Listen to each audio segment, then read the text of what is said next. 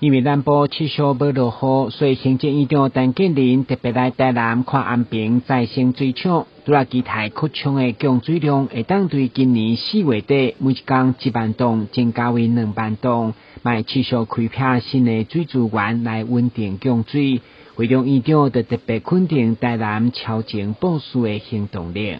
在我们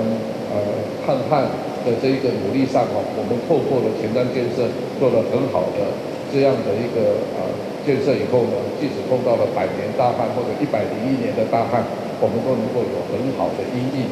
但是在这里我还是要再强调，我们大家还是要多省水我们来多找水然后呢我们来多调水。工业用水跟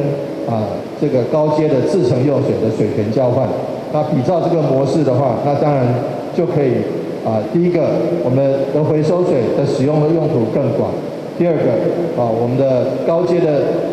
制成用水，它的水源不予匮乏，那这样子的话是双赢。面对全球气候变迁的欠水危机，台南陆续伫永丰、安平兴建再生水厂，也是稳定南科等高科技产业的一项重大建设。至民众所关心的目前抽水量以及减的限水，水事表示到6月拢免伤过烦恼。我们透过多省水、多找水、多调水，来提升我们的抗旱韧性。第二个部分，我们对于台南市未来的发展。